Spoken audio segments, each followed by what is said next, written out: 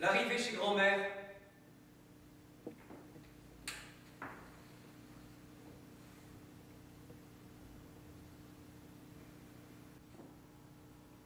Elle ne nous parle pas.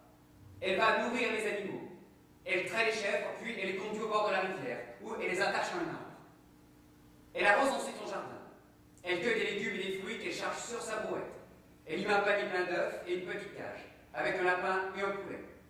Elle s'en va au marché, poussant sa brouette, dont la sangle placée sur son cou maigre lui fait baisser la tête.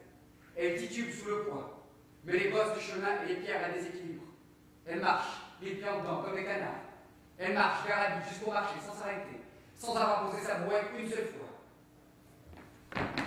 Quand elle revient du marché, elle fait une soupe avec les légumes qu'elle n'a pas vendus, et des confitures avec les fruits. Elle mange. Elle va faire une sieste dans sa ville. Elle dort 1 heure.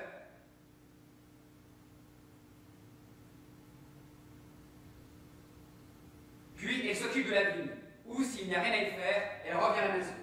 Elle coupe du bois. Elle nourrit de nouveau les animaux. Elle ramène les chèvres. Elle les traite.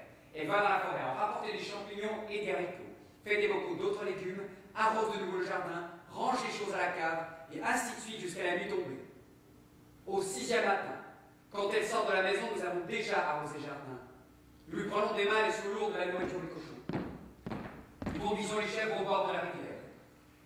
Nous l'aidons à charger sa brouette.